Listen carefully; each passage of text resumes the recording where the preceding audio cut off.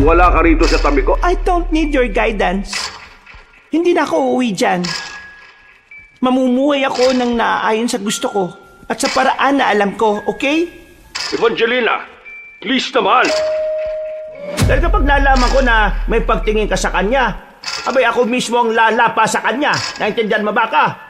Oo naman, mahal. Naiintindihan kita. Wala kang pakialam kung nakikialam ako.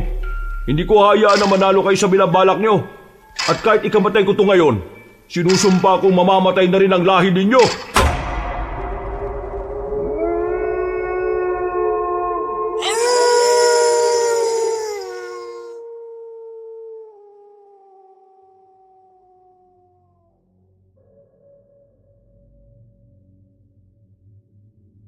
May parte ng ating buhay na akala natin ay kaya na nating tumayo sa sariling mga paa. Akala natin, alam na natin ang lahat. Kaya madalas, hindi na natin pinakikinggan ang mga payo ng ating mga magulang. At ang pagsuway sa kanilang mga paalala, yung pala ang magdadala sa atin sa kapahamakan. Pinagpalang araw po sa inyo, kabanong. Ganon din naman sa mga kabangers at mga kayanggaw natin na nakikinig. Ang kwentong ibabahagi ko ngayon ay tungkol sa isang pangyayari sa buhay ko na talaga namang umukit sa aking pagkatao. Isang karanasan na nagbigay sa akin ng matinding aral.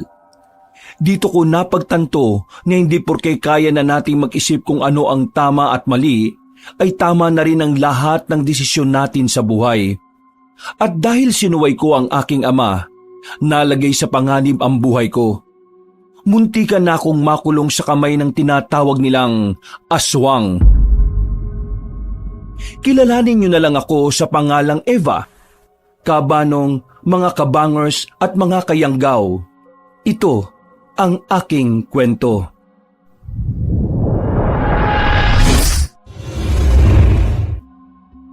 Bago nga pala magsimula ang ating kwento, sana'y mapindot nyo muna ang subscribe button at ang notification bell para lagi kayong nanonotify pag may bago tayong mga kwento. At huwag nyo rin kalilimutan mag-like at comment.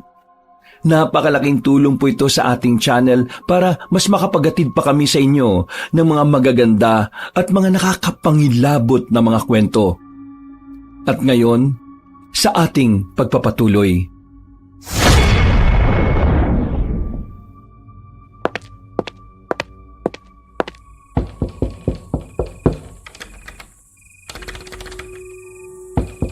Eva, open the door! Talk to me! Sir, tingin ko po mas maganda kung hahayaan na muna natin siyang mapag-isa. Hindi pwede, Anton. Namimiyasa ng babaeng to Palagi naman pinagbibigay sa gusto niya.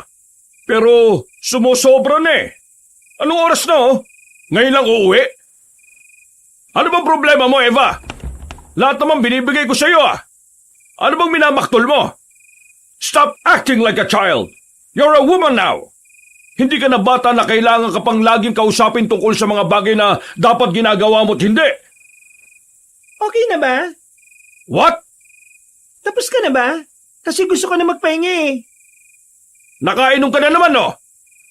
What do you think? Umayos ka nga ng pakikipag-usap mo sa akin. Hindi kita tinuruan maging bastos. Hindi mo nga ako tinuruan maging bastos. Pero hindi mo rin naman ako tinuruan na piliin ang gusto ko kaysa sa gusto ng ibang tao. Anong sinasabi mo? Hindi mo pa rin ba alam hanggang ngayon? Pinili ko ang gusto mo kaysa sa gusto ko. Ang pangarap mo na hindi ko pangarap. Di ba? Ikaw lang naman ang may gusto na maging doktor ako. Tingnan mo, wala akong kwenta ngayon kasi hindi ko naman gusto ang inaral ko Tapos nagtataka ka? Bakit hindi na ako napasok? Malamang, anong alam ko ron? Graduating na ako pero wala naman ako masyadong natutunan. Pasok sa kabilang tenga, labas sa kabila lahat ng mga pinag-aralan namin. Hindi ko nga alam kung bakit pumapasa pa ako Pa, ayoko magdoktor. And you know it, sa simula pa lang. Pero pinilit mo ako Palibhasa, yun yung pangarap mo sa sarili mo na hindi mo natupad. Kaya gusto mo ngayon, ako ang tumupad nun. Hoy, magdaan-daan ka sa pananalita mo Dinadaan mo na naman sa emosyon lahat Look, kaya kita gusto maging doktor. dahil ikaw ang gusto kong sumunod sa yapak ng lolo mo. Para sa'yo mapunta ang ospital ng lolo mo. Kasi ikaw lang ang deserving sa lahat ng pinsan mo. Masama bang isipin ko ang magandang kinabukasan para sa'yo, Eva? Pero, hindi porke kinabukasan ko ang iniisip mo yun ang kinabukasan na gusto kong puntahan. Meron akong gustong mangyari sa buhay ko pa. Hindi ko kasalanan kung hindi panggagamot ang gusto ko. Ano? Anong gusto mo? Magpinta-pinta? Gusto mo magaya sa mama mo na yun lang ang ginawa sa buhay? Iniwan ang magandang trabaho sa ibang bansa, umuwi sa Pilipinas para magpinta-pinta? Tapos ano nangyari? Wala! Wala rin nangyari sa buhay niya. Wala rin namang napala kasi hindi rin naman nakilala ang mga gawa niya. Nasaan ang pinta niya? Nasa bodega! Nasaan ang mama mo? Wala! Nag-asawa ng iba! Nagkasawa ng iba si mama kasi yung lalaking nakilala niya ay malayong malayo sa'yo. Yung lalaking yon, kayang suportahan si mama sa pangarap niya. Habang ikaw, hindi.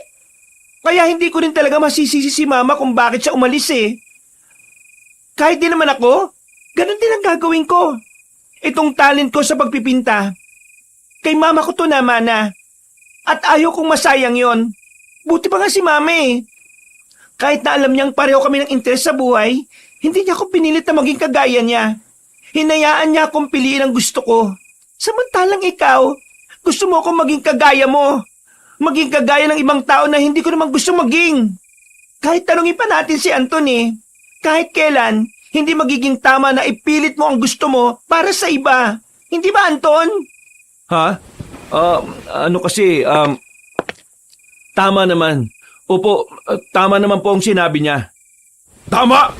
Ibig sabihin mali ang gusto ko na maging mabuti ang kinabukasan niya. Hindi naman sa ayaw ko sa talent niya. That's gift from God. What I'm trying to say, maging praktikal. Sa bansang ito, hindi masyadong nabibigyang pansin ng mga artist. Kaya kung yan ang pipiliin mo, hindi ganyan mabubuhay. Now tell me, Anton, mali ba ako? Kasi po sir, may punto naman po kayo, pero Anton, kung ikaw ang nasa kalagayan ni Papa, gagawin mo rin ba ang gusto niya para lang magkaroon ng magandang kinabukasan ng anak mo? Teka, bakit parang nasali ako rito? Sumagot ka! Sir, nakatayo lang po ako dito. Bakit po? Sagutin mo ang tanong ko, Anton! Kung ako ang nasa kalagayan ni Mr. Ramil, hindi ko pipilitin ng anak ko maging doktor kung hindi yun ang gusto niya. Kung inaalala ko lang naman ang kinabukasan niya, hindi ko pakikialaman ang landas na gusto niya. Kasi, kaya nga ako nagpakayaman Kasi gusto ko, wala nang iintindihin yung anak ko para sa kinabukasan niya. Kaya ako naging mayaman para maging maayos ang future niya. Kaya palagay ko, hindi convincing na dahil sa future kaya pinipilit nating maging ibang tao ang isang tao. Lalo na kung kayang-kaya naman na nating isecure ang kinabukasan ng anak natin habang malaya sila sa gusto nila. So, sinasabi mo nga na mali ako? Kasi sir All the time, kapag nag-o-open ako ng problema sa'yo, palagi kang sumasang-ayon sa akin. Tapos ngayon, biglang ganito ang sasabihin mo? Sir, sang-ayon ako sa gusto niyong maging maayos ang kalagayan ni Ma'am Eva. Pero wala po kaming sinabing sang-ayon ako sa pagpilit niyo sa kanya. Ha! Ang lakas ng loob mo magsalita sa akin ng ganyan? Sir naman, nananahimik kasi ako sa gilid Tinatanong niyo po ako Kita mo na, pati si Anton sang-ayon sa akin. Kasi alam ni Anton na hindi yun tama. Kaya pa, huwag niyo na akong pilitin na gawin ang mga gusto ninyo. Sa ayaw at sa gusto mo, magiging doktor ka. Ipapasikaso ko na ang mga papeles mo. Sa Amerika na magtutuloy ng pag-aaral mo. Ano? Sa Amerika na magtutuloy ng pag-aaral mo. Pumayag ka man o hindi, wala ka na magagawa. Punong-puno na ako sa iyo Alam mo Eva, lahat na binigay ko. Ilang konsiderasyon na rin ang ginawa ko para sa iyo. Pero sinagad mo ang pasensya ko Palagi mo akong sinusuway. Palagi mo akong binabastos. Kaya kahit umiyak ka pa ng dugo ngayon, ako ang masusunod. Dahil ako ang nakakalam kung ano ang mas makabubuti para sa iyo. Pa? Mag-aaral ka sa Amerika. End of discussion.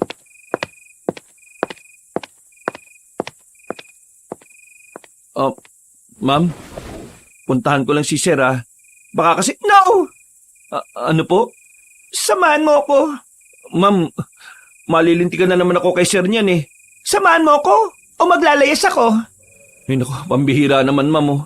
Kapag sinamahan kita, maglalayas ka naman din eh. Hindi. Samahan mo lang ako. Gusto ko maglabas ng sama ng loob.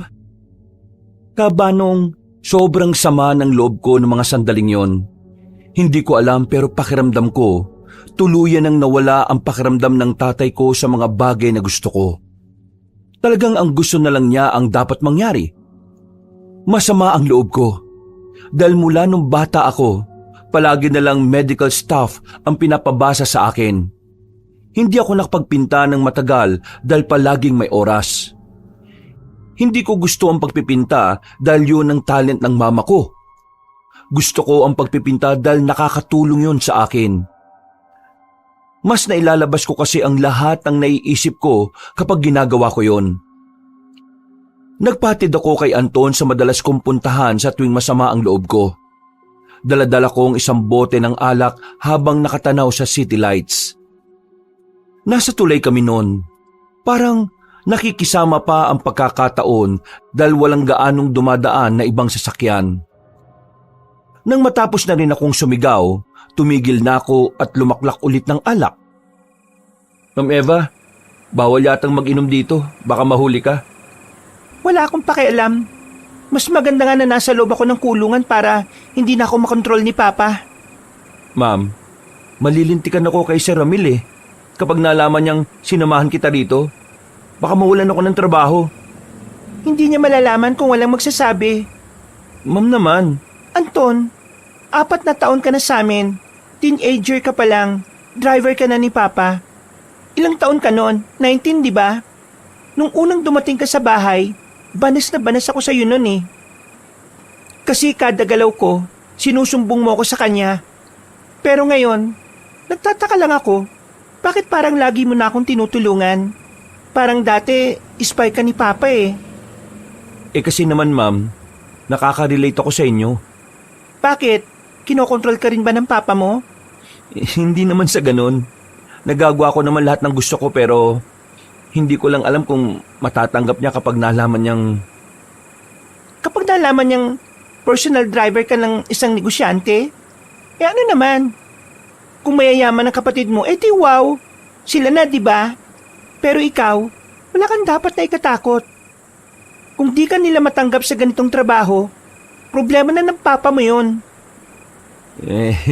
Kung sa bagay... Anton, tawagin mo na nga lang akong Eva. Magkasing edad lang naman tayo eh. Ha? Sigurado ka?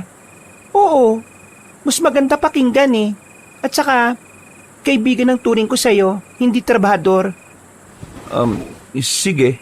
Eva na lang. May alam ka bang pwedeng puntahan? Bakit? Tatakasan mo si Papa mo? Oo, ayoko sa Amerika. Mamamatay ako sa lungkot doon. Kaya tulungan mo ako makapag-book. Hanapan mo ako ng lugar na mapupuntahan. Nako, mayayari na talaga ako niyan, ma'am eh. Baka mamaya matanggal na talaga ako sa trabaho. Babayaran naman kita ng malaki eh. Tulungan mo lang ako makatakas. Eva, hindi kita matutulungan dyan.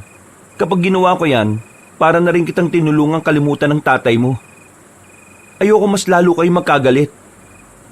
Pero ayos lang sa'yo na dalhin ako sa Amerika kahit alam mong hindi magiging maganda ang buhay ko ron? Napakamot si Anton. Alam kong nahihirapan siya dahil kahit wala naman siyang kinalaman, naiipit siya sa amin ni Papa. Pinagkakatiwalaan din kasi siya ni Papa sa maraming bagay. Sa 4 na taon niyang nagtatrabaho kay Papa, marami na rin naman silang napagsamahan. Pero hindi rin naman maitatanggi na may mga napagsamahan na rin kaming dalawa.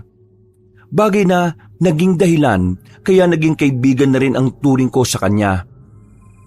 O sige na, basta ipangako mo sa akin na kapag nalaman to ni Sir Ramil, sabihin mo binlockmail mo lang ako ha, pinilit mo ako, kaya ako pumayag na tulungan ka. Sige, so meron kang alam? Oo, pero wala rito sa Luzon, sa Capiz. dun sa lugar ng mama ko. May pinapaupahang bahay dun eh. Sa pagkakaalam ko, bakante yun ngayon. Pwede kang tumira dun pansamantala. Ang kaso, Kaso ano? nag-aalangan naman akong patirahin ka ron. Bakit naman? Hindi ba sabi mo, bahay naman ng mama mo yun? Sino bang caretaker doon? Mga kamag-anakan namin. Ayun naman pala eh. Anong problema? Mag-isa ka lang kasi. Eh ano naman? Eva, kasi ano eh. Ano ba? Maniniwala ka ba kapag sinabi ko? Ano nga eh? Diyos ko naman oh. Sabihin mo na kaya. Nakakairita ka eh. Natatakot akong patirahin ka doon. Kasi nung nakaraang buwan, sabi ng mga kamag-anak ko, kaya umalis yung nakatirang pamilya doon sa bahay. Kasi sa area namin, may mga aswang daw na umatake. Pinatay raw yung matandang albularyo. Pinasok yung bahay. Ilang bahay lang ang pagitan nun sa amin eh. Diyos ko naman oh. Bakit ka natatawa? Aswang? Seriously? Oo, bakit? Hindi ka ba naniniwala sa aswang? In this generation? With technology? Aswang talaga? Oo, Eva. Totoong aswang lalo na sa probinsya namin. Tingin mo talaga gumagawa ko ng kwento? I mean, Anton, sobrang modern na ng panahon ngayon. Kahit sabihin mong probinsya yon, advanced na ang pamumuhay ng mga tao. Isa pa, walang nakapagpatunay na totoong aswang kahit noon pa. Meron. Marami nang ginawang article at dokumentary sa mga aswang. Hindi mo lang alam kasi mas mahilig kang magbasa ng chismis eh, kaysa sa mga makabuluhang bagay. Namimersonal ka na ah. Hindi naman. Tinawanan mo ako eh. Habang nag-aalala ako sa'yo. Isang malaking joke lang para sa'yo yung sinabi ko. Okay, fine. Sorry. Eva, wala akong pakialam kung maniwala ka o hindi ah. Pero sinasabi ko sa'yo, hindi safe ang lugar namin ngayon. May napapabalitang may mga aswang na namamataan doon eh. Yun lang ang alam kong lugar na hindi ka mahahanap ng papa mo. Kaso, delikado. Sa ibang lugar, I mean, hindi dun sa inyo, pero sa Capiz. Sa city ba pwede? Gusto ko dun na lang eh, para if ever na may kailangan ako, pwede ako makahingi ng tulong sa mga kamag-anak mo. Ayoko ko sa ibang lugar eh. Hindi ko kayang walang malalapitan. Meron akong alam na paupahan, pero maliit lang. Gaano ba katagal? Matagal. Pwede na nga rin for good eh. Basta, ayaw ko lang dito sa Maynila. Mahahanap ako ni Papa rito eh. Yung somewhere na malayo. Mas good sa akin yon. O sige, kukontakin ko yung kakilala ko sa paupahan. Para pagdating mo ron, siya na lang ang susundo sa'yo. Hindi kita pwedeng ihatid dun eh. Makakahalata yung papa mo. O sige, maraming salamat. Kahit na papaano ka, Banong, ay magaan ang pakiramdam ko dahil alam kong meron akong kakampi. Matapos ang usapan namin doon, umuwi na rin kaming dalawa. Buti na lang wala si Papa sa bahay kaya hindi niya nalamang umalis ako. Naiga agad ako sa kama. Biglang pumasok na naman ang sinabi ni Anton tungkol sa mga di umano aswang sa area nila. Naging curious ako sa itsura ng aswang, kaya dinampot ko kagad ang cellphone ko. Tiningnan ko sa internet ang aswang. Doon ay nalaman ko na nakakakilabot pala ang anyo nito.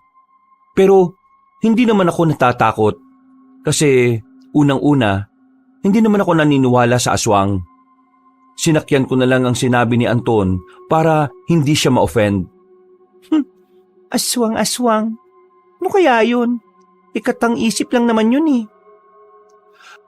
Natulog na lang ako noon, Kabanong. Pagising ko, 12:00 na ng tanghali. Masakit pa ang ulo ko dahil sa hangover.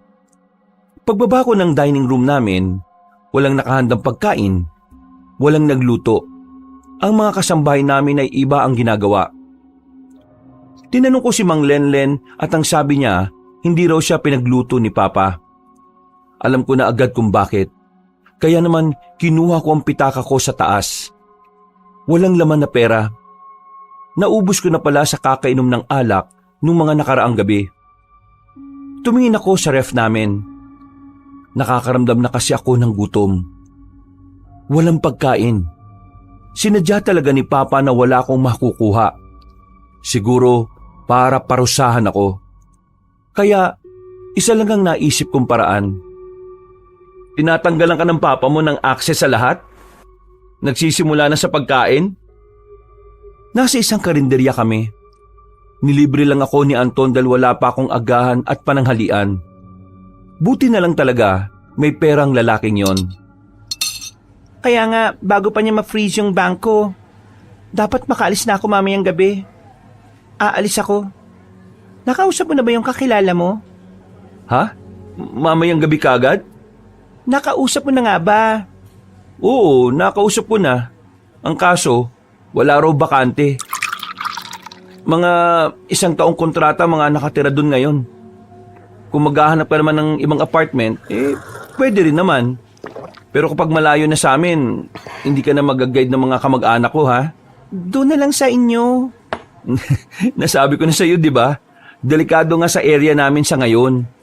Kakatawag ko nga lang sa pinsan ko kagabi.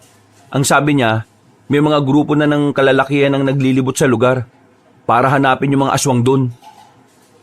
Kung may mga grupo naman na palang naghahanap sa ngayon, di dapat, hindi na ako kabahan. Kasi di ba, may mga papatay na sa mga sa mga aswang na yon. Hindi mo kasi naintindihan eh. Hindi naman porke may mga naghahanap sa mga aswang, safe ka na.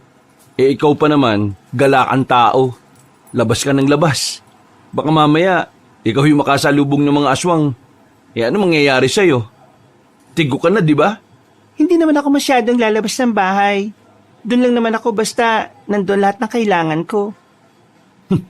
Duda ako dyan, Eve. Promise, kapag nandun ako, magpapakabait ako. Delikado. Di kita mababantayan. Oo, nandun nga yung mga kamag-anak ko. Pero, hindi rin naman palagi nakabantay sila sa'yo.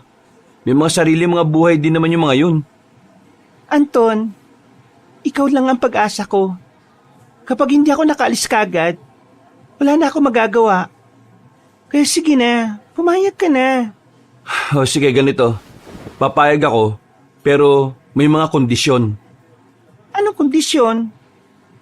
Kapag nandun ka na, hindi ka palaging lalabas. Kung may bibiling ka naman sa labas, sasabihin mo sa akin. At sasabihin ko naman sa pinsan ko para tulungan ka niya. Pangalawa, hindi ka pwede makipag-usap sa iba maliban lang sa mga kamag-anak ko. At pangatlo, walang tatanggap ng pagkain mula sa ibang tao. Dapat sa kamag-anak ko lang. Pang-apat, kapag may sinasabi sila tungkol sa mga aswang, kailangan mong makinig. Ano ba yan? Ang dami namang kondisyon. Di sana ginapos mo na lang ako. Ayaw mo ba? Di wag. Oo na. Basta, makaalis lang ako dito. Siguraduhin mong makikinig ka sa akin, Eva. Ha? Kung hindi, baka mapahamak ka. At kapag nangyari yon, baka patayin ako ng papa mo. Sa sobrang tuwa ko sa kanya, kabanong, niyakap ko siya ng mahigpit. Siya na lang kasi talaga ang nag-iisang tao na maaasahan ko sa ganung bagay. Wala naman kasi akong ibang nakakausap sa bahay namin. Lahat ng kasambahay, loyal sa tatay ko kaya hindi safe na sa kanila ako magsabi. Mabilis na lumipas sa mga araw. Inihanda ko na rin ang mga gamit ko. Bandang 7:00 ng gabi, dumating si Papa. Kalmado. Mukhang malamig na rin ang ulo. Habang nasa loob ako ng kwarto ko, hinihintay ko na lang ang hudyat ni Anton. Mga ilang sandali lang, kumatok na siya at nagmamadali naman akong makalabas. Dumaan ako sa likod na kung saan hindi na yon nadadaanan dahil marami ng tumubong mga damo. Paglabas ko, naghihintay na ang taxi na pinara ni Anton para sa akin. Pero nagtaka ko nang makita ko rin siya sa loob.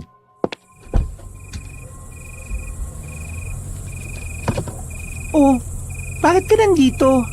Nag-file ako ng 2 weeks leave. Umayag naman ang papa mo. Sinabi ko na lang na kailangan ko makauwi ng Capiz. Aba bakit? Akala ko ba ayaw mo munang umuwi sa inyo? Hindi ako komportable Kaya sasamahan kita ron. In 2 weeks, dapat makaisip ka na kaagad kung saan ka lilipat. Kapag natapos na kasi ang leave ko, hindi pwedeng nandun ka pa rin. Oo na, sige na. Ikaw na ang bahala. Habang nasa biyahe kami kabanong, ay nakatingin lang ako sa labas. Kinakabahan. Nababahala sa kung ano man ang magiging reaksyon ni Papa sa ginawa ko. Pero buong buo na talaga ang loob ko noon. Wala nang magbabago sa desisyon ko. Ang tanging nasa isip ko noon, hindi ako papayag na dalhin ako sa ibang bansa. Makalipas lang ang ilang oras, ay nakarating na rin kami sa pier. Hindi kami nag-eroplano dahil may kakilala si Papa sa mga domestic airport dito sa Pinas. Kaya ang ginawa namin ay nagbarko na lang kami. Sobrang tagal ng biyahe pero kinaya ko. Hindi ako nasuka sa barko kahit na first time ko. Wala rin akong hilo na naramdaman. Hindi ko alam kung bakit. Nang makababa na kami ng barko, ang dami na kagad na mga bilihan ng pasalubong ang nakita ko sa labas. Tuwang-tuwa ako kabanong, para akong bata na nakawala sa koral. Oo, huwag kang basta-basta nahawak ha. Bibili ako, pati ba ito bawal? Hindi naman bawal. Ang sinasabi ko lang, hindi ka naman taga rito Nakwento ko naman sa'yo kung anong meron dito, di ba? Eh di wag na lang ako bumili. Kainis naman Huwag kang magmaktol dyan. Tinulungan na kita Nakatayan na rito trabaho ko. Pero ikaw ang pinili ko kaysa sa galit ni Sir Ramil. Oo na nga. Pumara na agad kami ng tricycle. Nakasakay naman kami kagad dahil marami naman ang nakaparada sa labas ng pier. Pagkatapos, sumakay kami ulit ng maliit na truck. Kakilala kasi ni Anton ng driver. At para makatipid, nakisakay na lang kami doon. Bandang 4:00 na kami ng hapon nakarating sa barangay nila. Magkakalayo ang mga bahay doon.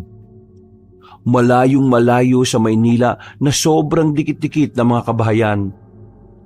Bago kami pumunta sa bahay nila Anton, dinala na muna niya ako sa mga kamag-anak niya. Pinakilala niya ako sa mga yon. Masaya naman nila akong sinalubong at tinanggap. Medyo naiirita nga lang ako sa isang lalaki roon. Pinsan niya, sobrang daldal. Pinagkamalan niya pa kaming nagtanan ni Anton. Aba, pasensya ka na sa mga kamag-anak ko Ganun talaga mga yun Maiingay, makukulit. Ay nako, lalo na yung kalbo. Si Elias? Oo, makulit yun. Siya yung pinsan ko na magbabantay sana sa'yo rito kung hindi ako sumama. O tara na, pasok na. Malaki rin pala tong bahay nyo Ayun naman. Regalo ito ng panganay namin kay Mama. Kaso si Mama, biglang natanggap yung application niya sa Canada. Kaya doon na siya nagstay. Paminsan-minsan lang nauwi si Mama dito. Kaya itong bahay, mga kamag-anak ko lang talaga yung gumagamit kapag walang umuupa. Ilan kayo magkakapatid? 7 kami. Lahat may pamilya na, ako na lang ang wala. Lahat din successful. Tapos ako, never mind. Pero okay lang. Mas payapa naman ang buhay ko Magulo kaya kapag may mga anak ka na, sabayan pa na masungit yung asawa na parang pinaglisa sa ng loob. Kung sa bagay, ako nga rin ayoko magkaroon ng pamilya Hindi pa ako handa. Sarili ko nga hindi ko maayos Pero, ba't kaya yung iba Yung ibang tao ang lalakas ng loob gumawa ng anak ko, ng pamilya kahit hindi pa sila handa.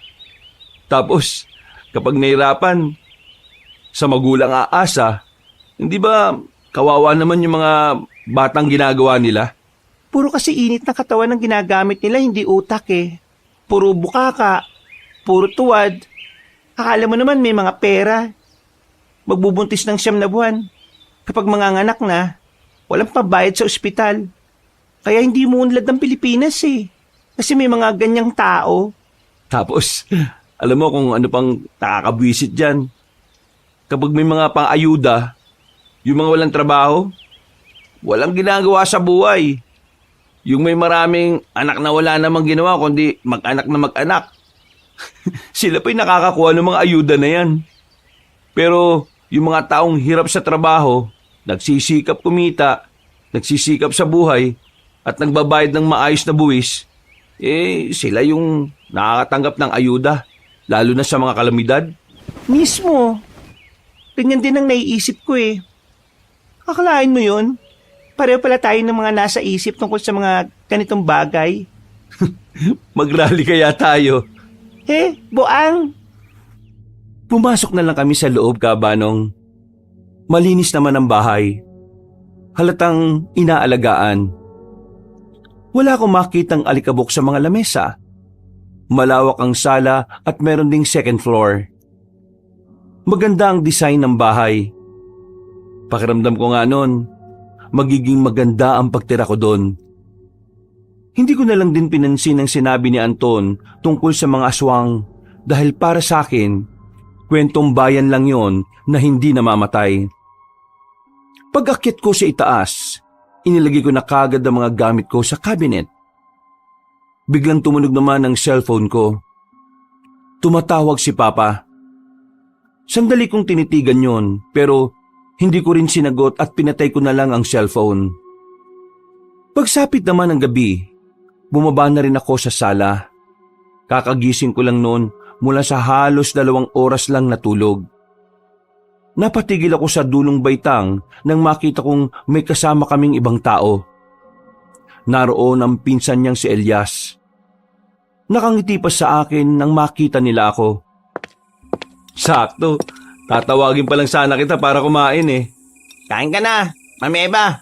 Masarap ang pagkain dito. Ako nagluto niyan. Ito kasi si Antonino eh. Hindi masarap magluto yan eh. Huy, Anton lang itawag mo sa akin. Bibigwasan kita dyan eh. Wow, mukhang masarap nga. Nako, mananaba ka talaga kapag nagtagal ka rito. Ikaw si Elias, di ba? Oo, ako nga. Buti naman naalala mo. Pasensya ka na ha. Madaldal ako eh. Naninibago lang ako kasi may dinala rito si Insan. Teka, matanong ko lang. Hindi ba talaga kayo nagtaanan? Hindi. Hindi ko naman boyfriend yung pinsan mo eh. Hiningi ko lang ang tulong niya kasi gusto kong takasan yung papa ko. Dadali na ako sa Amerika eh. Wow! Parang pelikula pala yan eh. Dinadala sa Amerika para ilayo sa lalaking mahal niya. Anton, may Celtic ba to?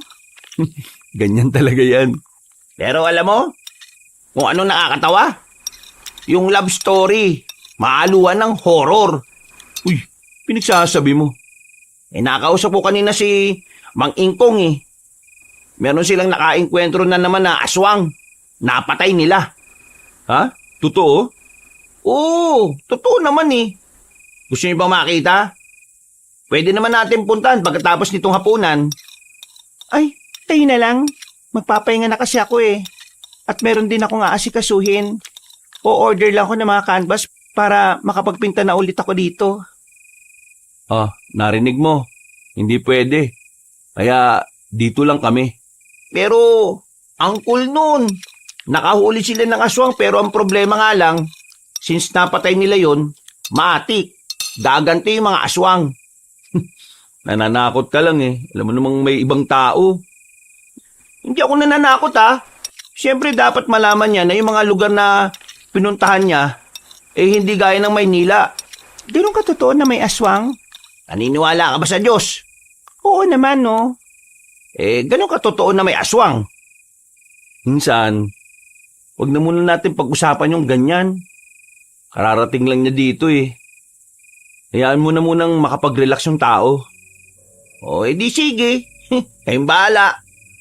Basta Eva, kapag may gusto kang itanong, sabihin mo lang sa akin.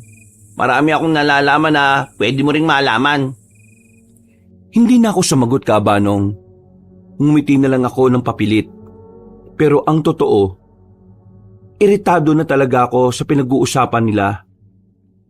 Maya-maya lang, umalis na rin si Elias. Nakakuha na rin ako ng pagkakataon para tumutok sa laptop ko. Habang naghahanap ako ng mga art materials online, napansin ko ang maliit na painting na nasa sala, nakadikit sa harapan ng pinto. Yan, binili ni Mama yan bago siya umalis. Mahal yan. Gawa raw yan ng matandang pintor dito sa Capiz. Kaso nga lang yung puminta niyan biglang nawala. Hindi na natagpuan kahit na kailan matapos mabili ang mga obra niya. Maganda makahulugan yung gawa niya. Pero, aswang yung nasa painting, di ba?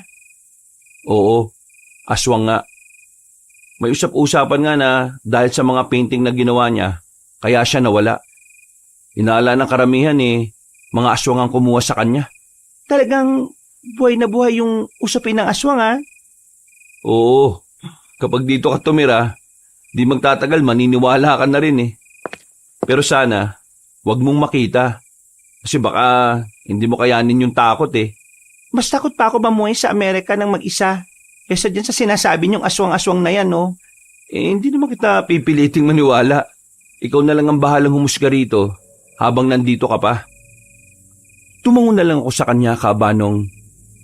Matapos sa mga ginagawa ko, natulog na rin ako.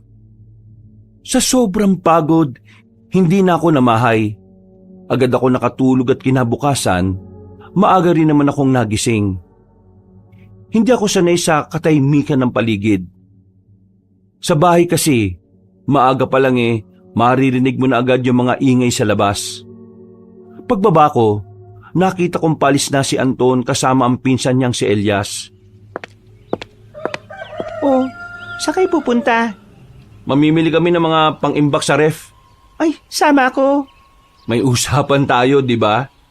Kasama ka naman Kasama ko kayo. Minsan naman, ano bang gagawin mo sa kanya rito? Iimbak mo sa bahay na ito? Ilabas mo naman siya minsan, to naman Oo nga naman, ikaw talaga. Mabuburyo yan rito. Kaya dapat nilalabas mo rin para hindi kayo naaway. O sige na nga. Sumama ka na. Basta yung sinabi ko sa'yo tatandaan mo. Tungtuwa ako noon, Kabanong, kaya agad akong naligo at nagbihis. Sumakay kami ng tricycle ni Elias. Habang nasa biyahe kami, masaya ko pang pinagmamasdaan ang mga nadaraanan naming palayan. Kinukuhanan ko pa ng picture ang mga yon. Makalipas lang ang halos 15 minutong biyahe, nakarating na rin kami sa tinatawag nilang market. Malawak na palengke. Sobrang daming tindahan doon. Nakakahilo mga tao. Parte na raw kasi yun ng bayan. Mura lang ang mga bilihin dito. Hindi gaya sa Maynila. Yung siling labuyo doon sa inyo, sobrang mali. Dito sa amin, makakabili ka ng isang dakot 5 piso lang. Hindi niya alam yan.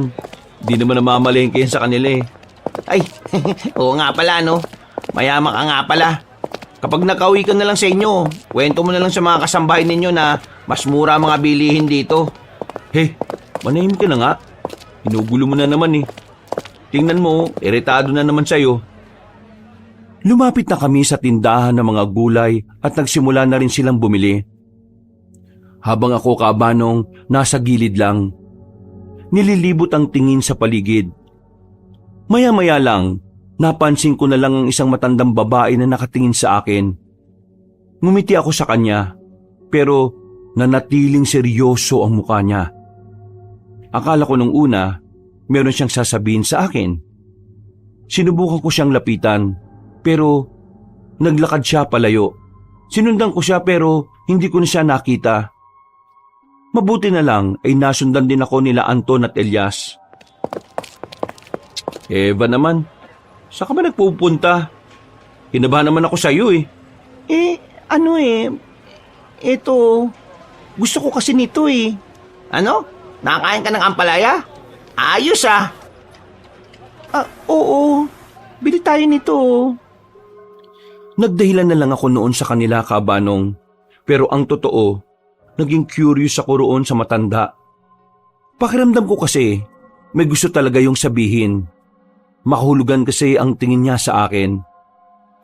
Sa pagpapatuloy namin sa pamimili, hindi na mawala-wala sa isipan ko ang mukha na matanda. Kahit na mag-isip ako ng ibang bagay, sumusulpot siya sa isipan ko. Napapansin na nga rin ni Anton na para bang lutang na lutang ako. Kaya na makabalik na kami sa tricycle at hinihintay na lang si Elias. Kinausap niya agad ako. Eva, ano ba problema? Kanina ka pa balisa ah. Kanina ka pa kinakausap pero parang wala ka sa sarili mo. Ano ba nakita mo rito? Ha? Oh, wala. Ano lang, naisip ko lang bigla si Papa. Nakokonsensya ka na no? Bakit naman ako makukonsensya wala naman akong ginawang mali.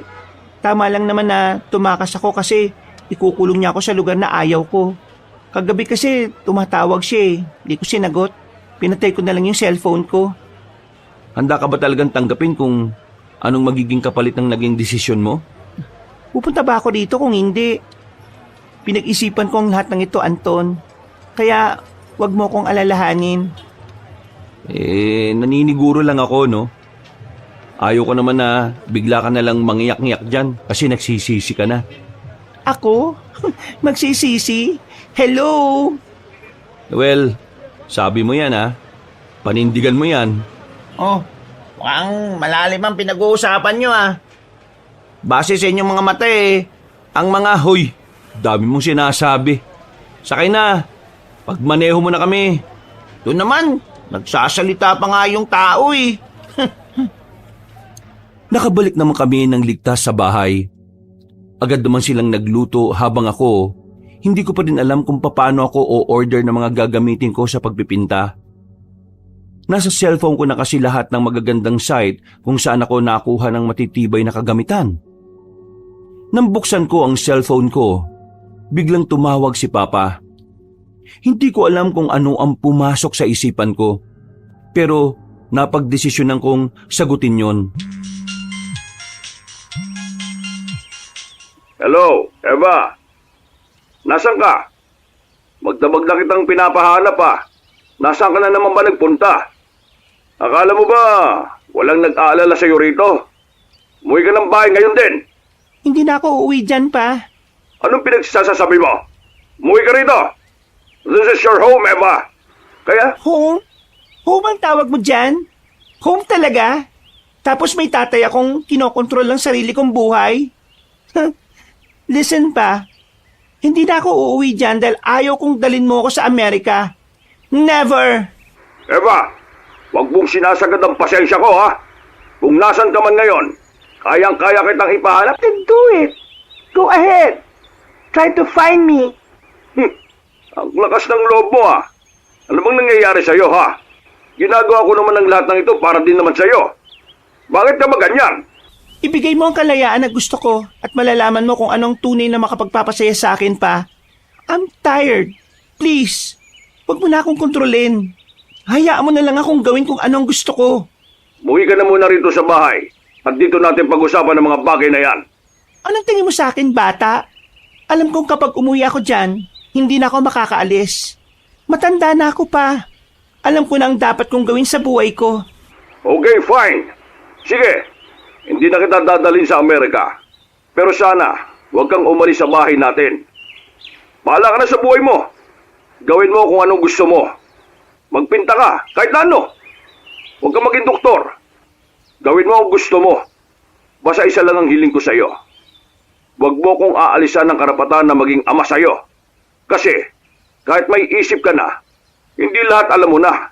Kailangan mo pa rin ng guidance ko. So please, umuwi ka na. Kasi, hindi kita magagabayan kung wala ka rito sa tabi ko. I don't need your guidance. Hindi na ako uuwi dyan.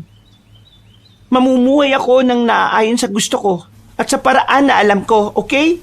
Evangelina, please naman. Hindi ko na pinahaba pa ang usapan namin, Kabanong. Pinatayan ko na siya kaagad. Kahit na pinayagan na niya ako sa gusto ko, hindi na talaga ako uuwi ng Maynila. Napagdesisyonan ko na ako na mismo ang gagabay sa sarili ko. Natatahakin ko ang buhay na meron ako nang hindi humihingi ng tulong sa kanya. Isang malalim na paghinga na lang ang nagawa ko, Kabanong.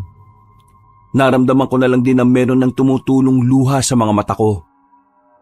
Dahil sa wakas, narinig kong pinayagan na niya ako. Kahit na alam kong sinabi niya lang naman yun para umuwi ako. Oh, ayos ka lang? Oo, ayos lang naman ako. Nakausap lang kami ni Papa. Hoy, anong nangyari? Hinahanap niya ba ako? Nalaman ba niya na ako tumulong sa'yo? Tinanggal na ba niya ako sa trabaho? Ano? Please, kumalma ka nga lang. Wala itong kinalaman sa'yo. Ano? Pinayagan niya na ako sa gusto kong gawin. Hindi na rin niya ako dadalhin sa Amerika. Yun naman pala eh. Anong dinadrama-drama mo dyan? Bakit ganyan ang mukha mo? Ewan ko. Siguro hindi lang ako sanay. Yun ang unang pagkakataon na pinagbigyan niya ako sa gusto ko eh. Alam mo, tingin ko na-realize ni Mr. Ramil na mas hindi niya kakayanin kung wala ka sa kanya. Kaya ayun. Ganon. Tapos, gusto niya akong dalhin sa Amerika. The point is, sa Amerika, kontrolado niya ako. Pero dito, wala ako sa amin. Kaya hindi. Pero tingin ko naman, totoong mahal ka ng papa mo eh. Siguro, hindi niya lang alam kung paano niya ipaparamdam. Bakit mo alam? Naging tatay ka na rin ba? Kailangan ko pa bang maging tatay para malaman yon? Hindi mo pwedeng sabihin sa ibang taong isang bagay na hindi mo pa nararanasan. Pareho tayo ng ama noon. Si Papa, dahil yung mga kapatid ko matatalino, successful, gusto niya na maging matalino rin ako. Gusto niya, marami akong achievements, medals, at mga award na yan. Kaso, hindi ko talaga kaya eh. Alam mo saan ako magaling? Sa talent. Sumasayaw ako dati. Iba't ibang uri ng sayaw. Folk dance, street dance, pop dance o ano pa man. Nung una ayaw niya. Wala naman daw kasi akong mapapala sa sayaw-sayaw na yan. Pero inilaban ko. Hanggang pumayag na rin siya. Somehow, pareho tayo. Ang pagkakaiba lang natin, ako, nag-fail. Kaya, eto ang trabaho ko ngayon. Hindi ko napatunayan na may mapapala ako sa pagsasayaw. Isa pa sa pagkakaiba natin, yung papa mo, alam kong mahal ka niya. Pero hindi lang may paramdam ng maayos. Yung tatay ko, alam ko na mahal naman niya ako eh. Ang kaso, hindi gaya ng pagmamahal niya sa mga kapatid kong may maganda ng buhay. Iba niya ako mahalin eh. Bakit ngayon mo lang sinasabi yan? May dahilan ba para magkwento ko sa iyo ng mga ganitong bagay? Kapag nag-uusap naman tayo wala naman tayo na pag-uusapang personal, di ba? Hindi ba personal na mga issues ko sa buhay? Personal? Para sa'yo. Pero never ka naman nagtanong tungkol sa akin Kung sa bagay. Eva, umuwi ka na sa inyo. Kausapin mo na maayos ang papa mo. Magkaayos kayo. Eva, matanda na papa mo eh. Hindi natin alam kung hanggang kailan na lang siya sa mundo. Kaya sa halip na, Hindi ako uuwi. Sanay na ako sa ginagawa ni Papa. Kapag umuwi ako ron, wala na, finish na. Hindi na ako makakaalis sa amin. Pero mukha namang sincere si Mr. Ramil base sa sinabi mo eh. Hindi. Dito lang ako. Hanggat hindi niya napapatunayan na talagang seryoso siya sa sinasabi niya, hindi ako aalis dito. Paano niya nga mapapatunayan kung hindi mo naman siya binibigyan ng chance na patunayan? Nandito ka, nandun siya. Please, hayaan mo na muna akong makapag-isip, okay? Sige. Ikaw ang bahala. Basta ako nagsabi lang ako Hindi ako umuwi sa amin, Kabanong.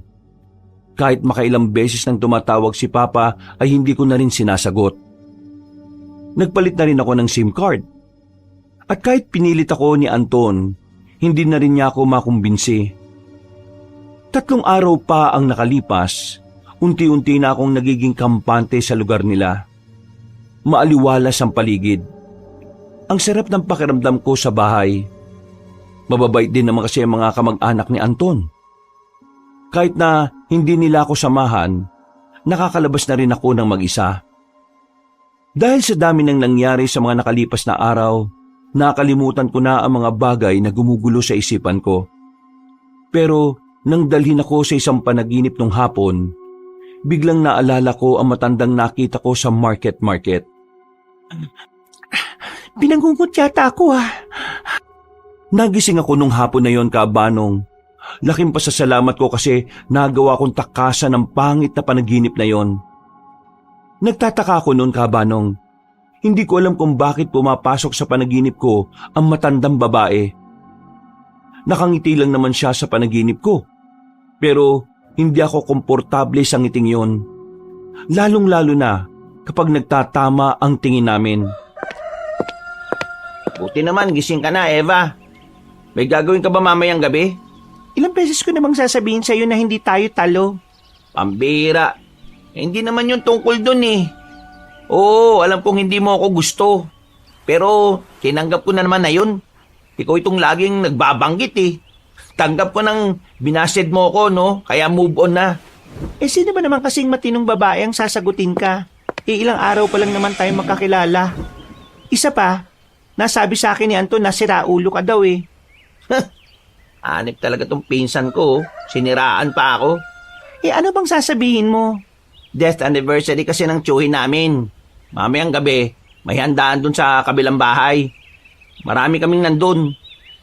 Halos lahat ng kamag-anak namin.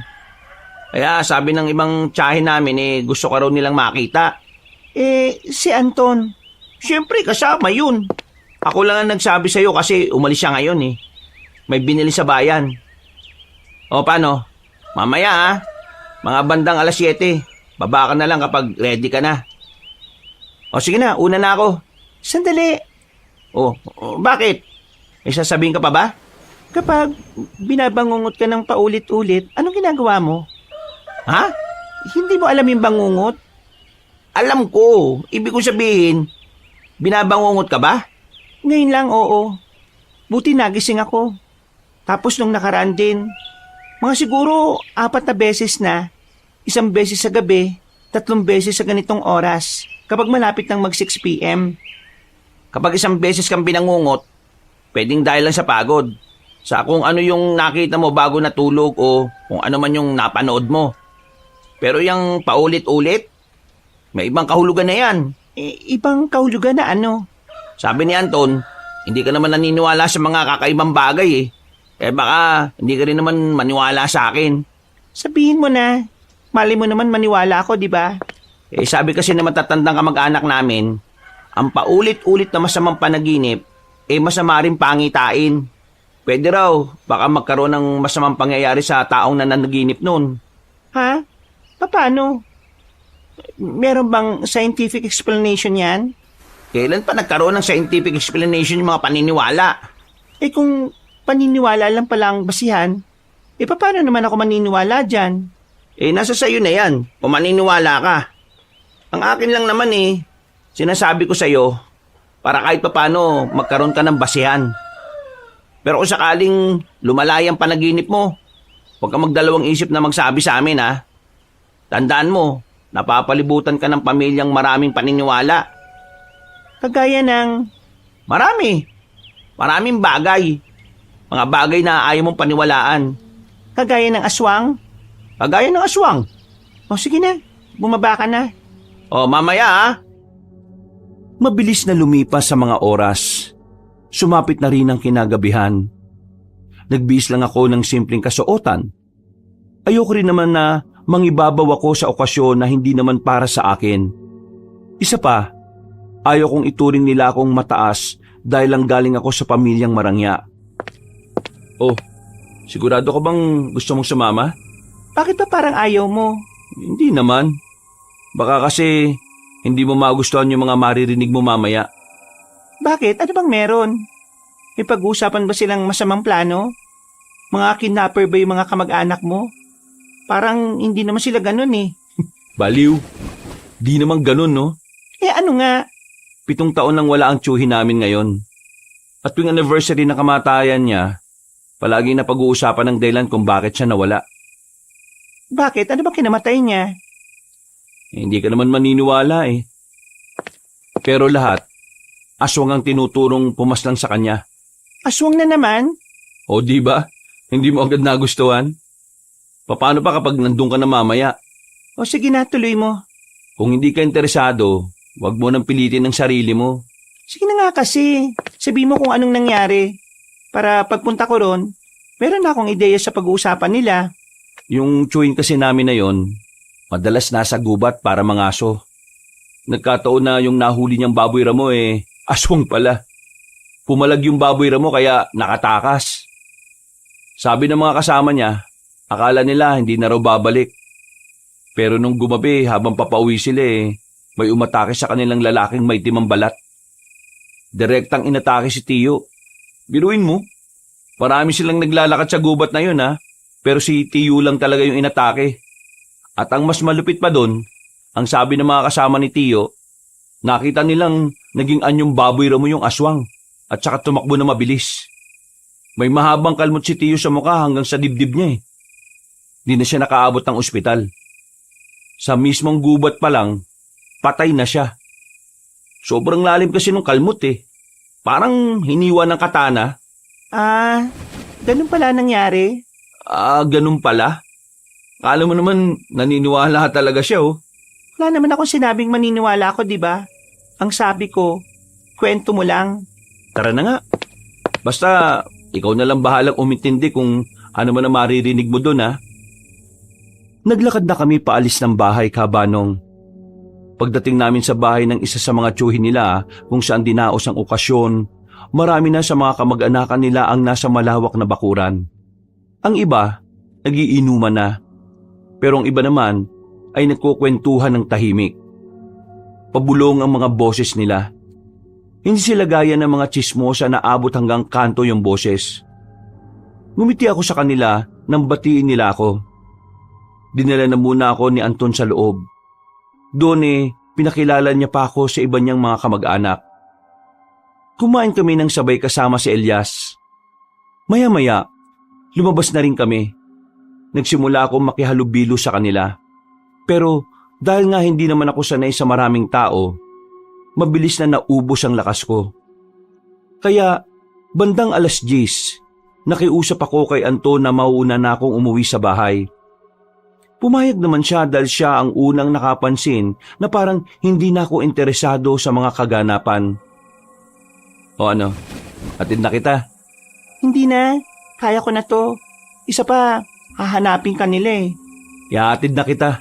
Baka mamaya kung ano pang mangyari sa'yo dyan Anong tingin mo sa akin, Lampa? Nakalimutan mo na ba kung ano yung ginawa ko sa lalaking nang bastos sa akin nung nasa mall tayo? Oo, alam ko. Di ko naman nakakalimutan yun Pero iba nga kasi dito. Kasi may aswang, kasi kapis to. Oo. Ano ka ba? Ayos lang ako, no? Walang ganyan.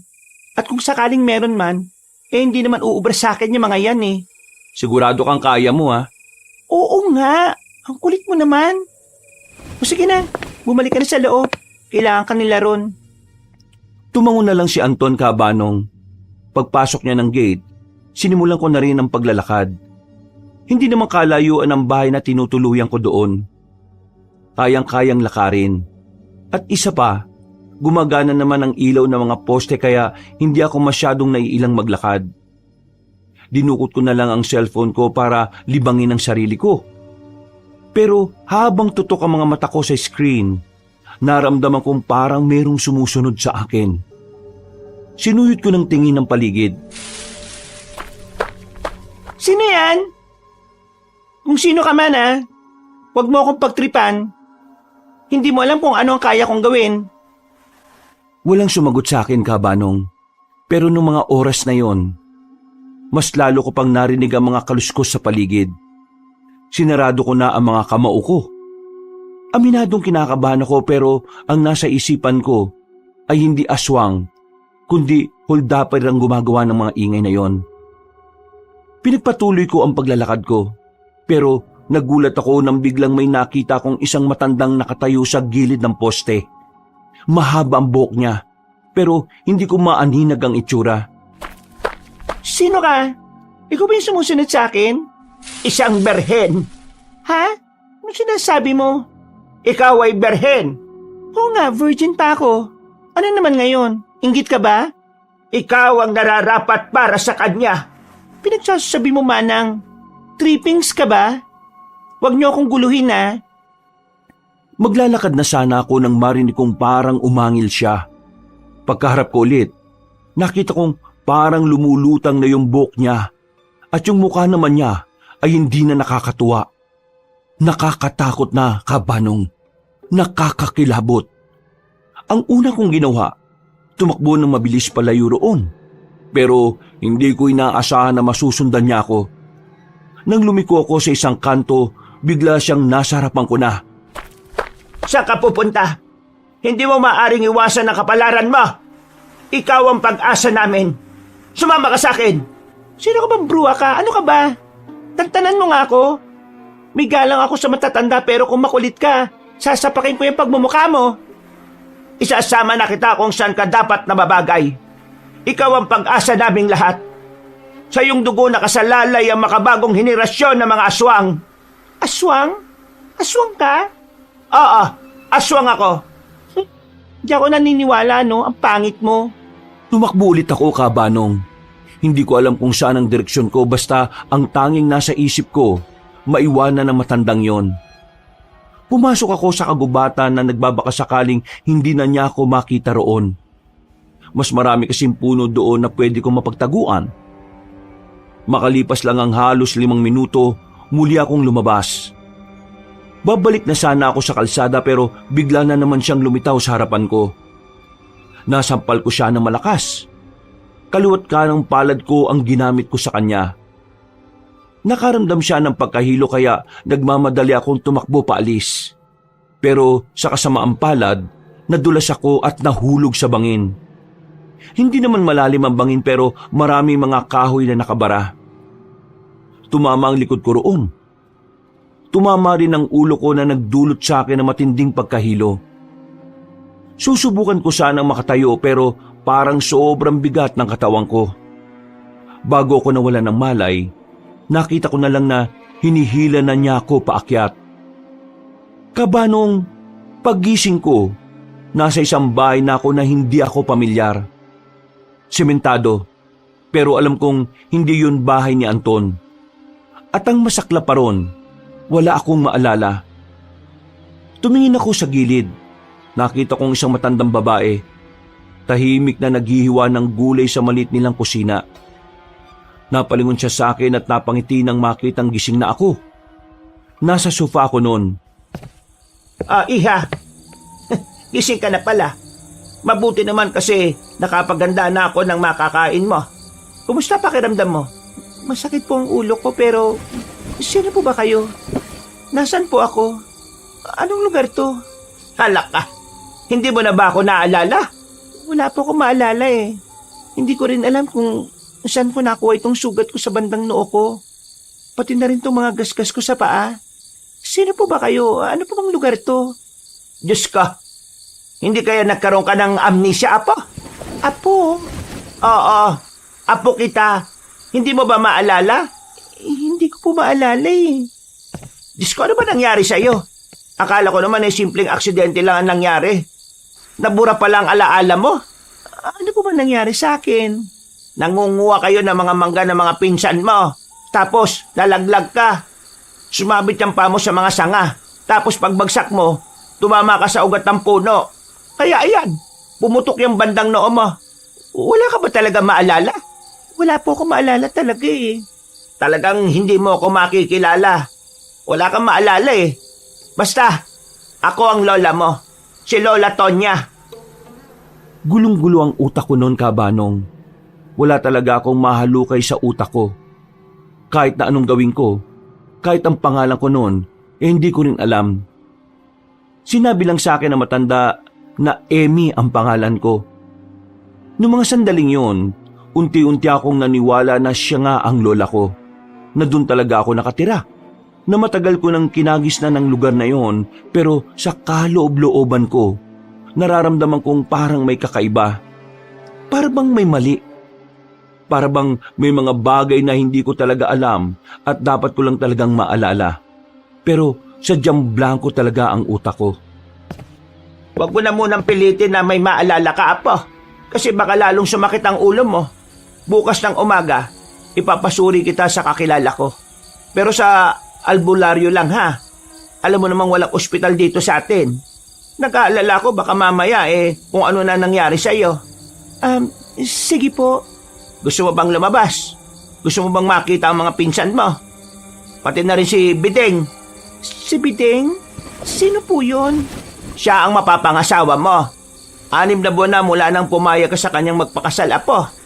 Sobrang nag-aalala yun sa'yo nung tumawag siya kanina sa telepono. Ang kaso, mamayang gabi pa raw ang uwi niya eh. Alam mo naman, may trabaho pa siya, hindi ba? Bideng? Wala talaga ako maalala. Bakit parang wala akong maramdaman na may minamahal akong lalaki rito? Paano mo naman kasi mararamdaman, Apo? Wala kang ang maalala. Ang puso natin, nakadepende yan sa mga detalye sa utak natin.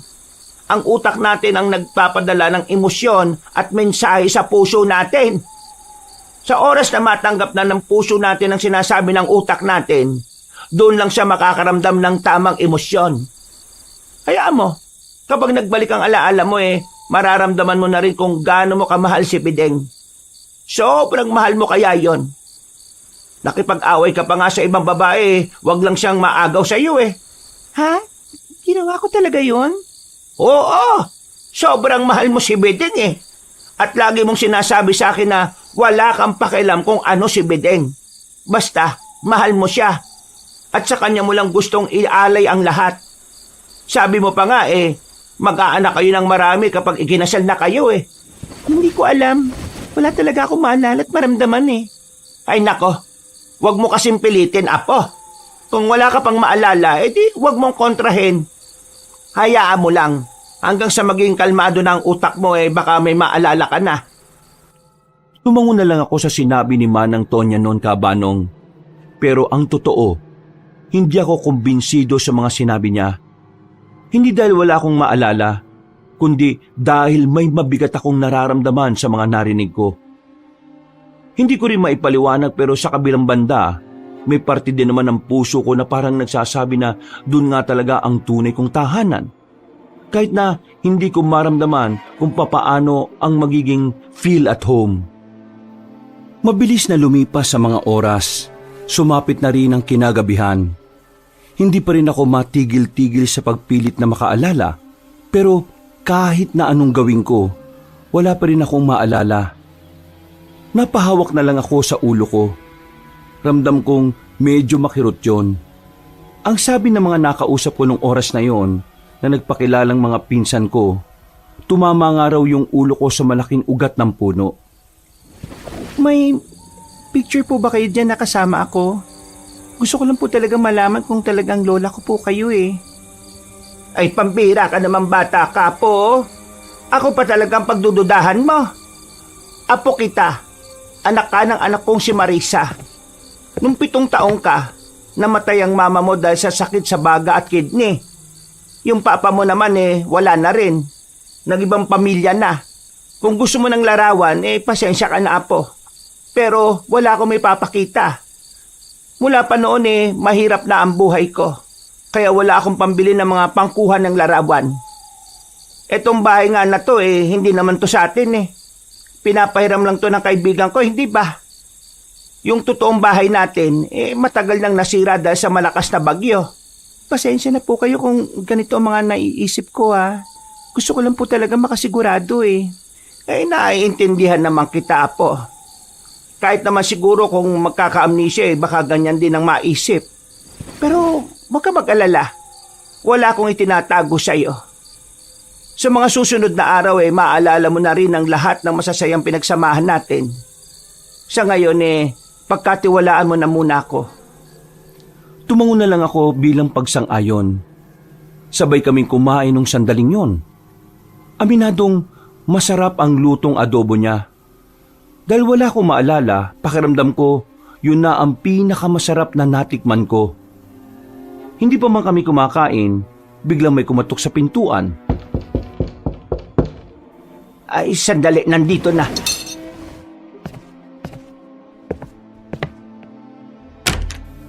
Magandang gabi, Tonya. Pwede ba akong pumasok? Ayo naman, tuloy.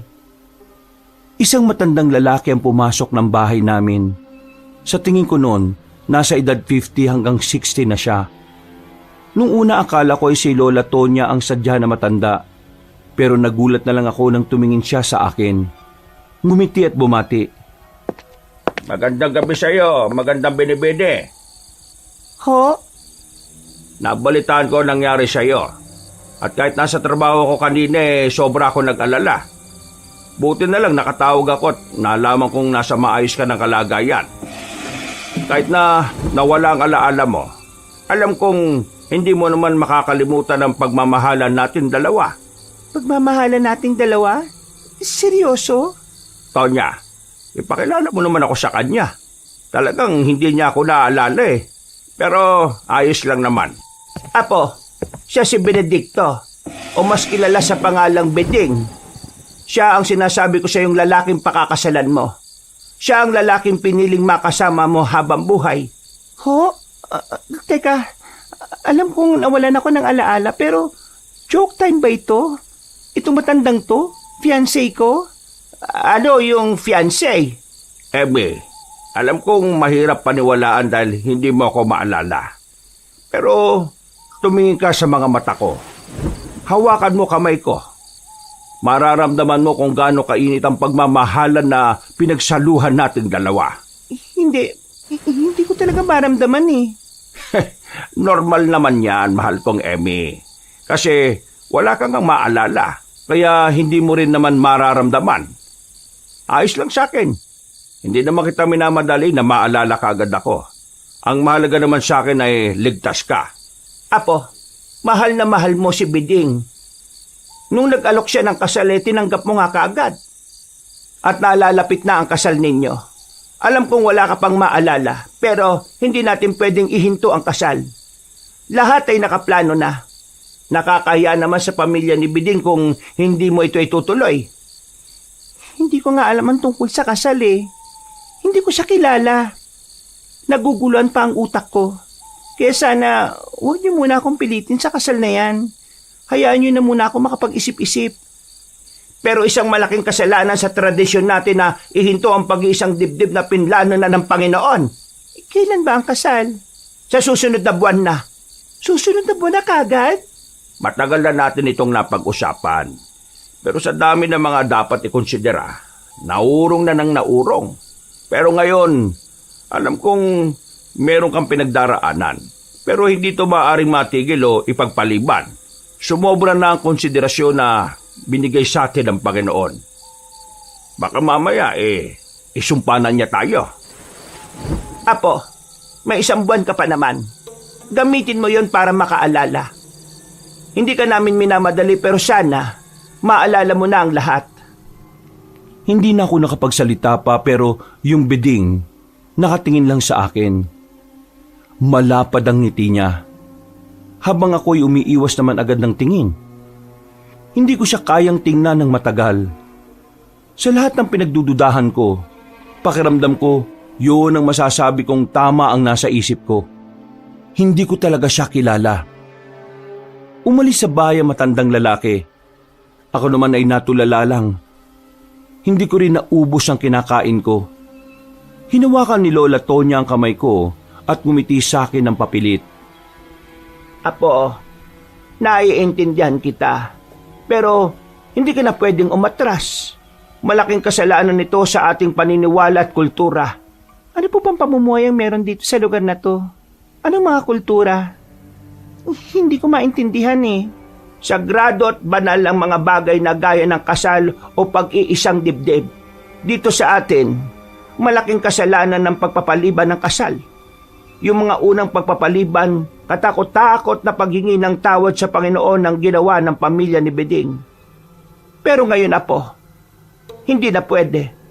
Malalang kamalasan ang maaaring mangyari sa atin kapag ang kasal ay hindi pa matutuloy. Hindi ko nga maalala eh. Hindi ko maalala na pumatol ako sa isang matanda na halos kaedad mo na. Ikaw ang pumili sa kanya. Hindi siya ang pumili sa'yo. Aba wow! Parang siya pa ang lugi. Hindi ako makapaniwala. Pinili ko talaga siya. Diyos ko naman. O sige, ganito na lang ang gawin natin. Bukas, ipapasuri ko ang sugat mo. Pagkatapos, mag-ikot-ikot ka rito. Baka sakaling meron kang maalala. Hindi na lang ako nagsalita, Kabanong.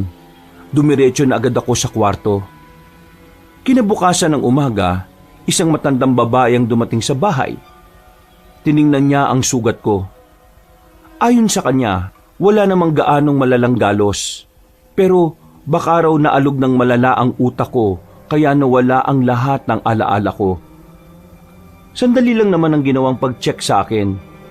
Bandang tanghali, sinunod ko ang sinabi ni Lola Tonya. Lumabas ako ng bahay. Habang naglalakad ako, lahat ng tao ay binabati ako. Nakangiti sila.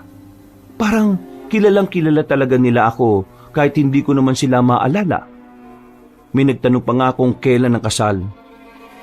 Kabanong, aminado ko na kahit papaano, pakiramdam ko safe ako sa lugar na yon kahit wala akong maalala kahit na isa.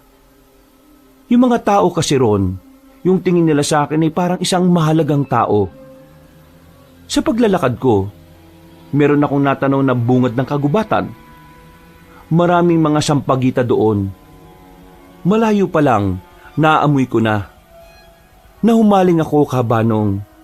Kaya agad naman akong lumapit doon para pumitas sana. Pero nang naroon na ako, nakita ko isang ilog. Tanaw mula sa kinatatayuan ko. Ilog? May alaala ba ako sa ilog na ito? Sinubukan kong pumikit para subukang maibalik ang alaala ko. Pero bigla lang sumakit ang ulo ko. Ay nako, kainis naman. Wala talaga akong maalala. Naglakad-lakad ako ulit at hindi ko na nga namalaya na nakarating na pala ako sa gitna ng kagubatan. Napapaligiran ako ng matataas na puno. Dahil sa pagiging maaliwalas ng paligid, hindi ko na napansin na sobrang napalayo na pala ako sa lugar namin. Sino yan? Napatigil ako sa paghawi ng mga nakaharang na halaman nang maramdaman kong merong tao sa paligid.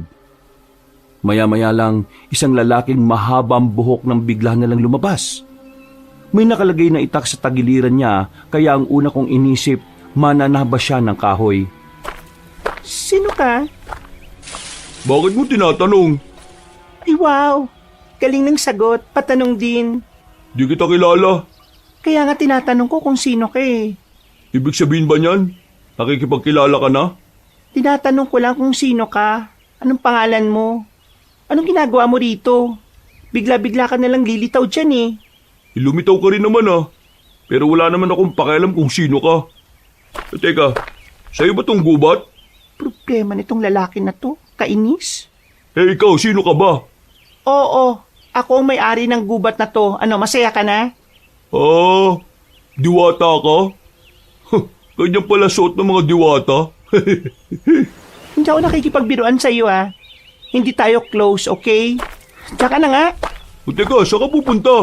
sa lugar kung saan wala ako makakasalubong na kamukha mo. Mag-iingat ka, baka mapahama ka. Napatigil ako sa sinabi niyo ng lalaki, Kabanong. Pagharap ko, seryoso na ang mukha niya.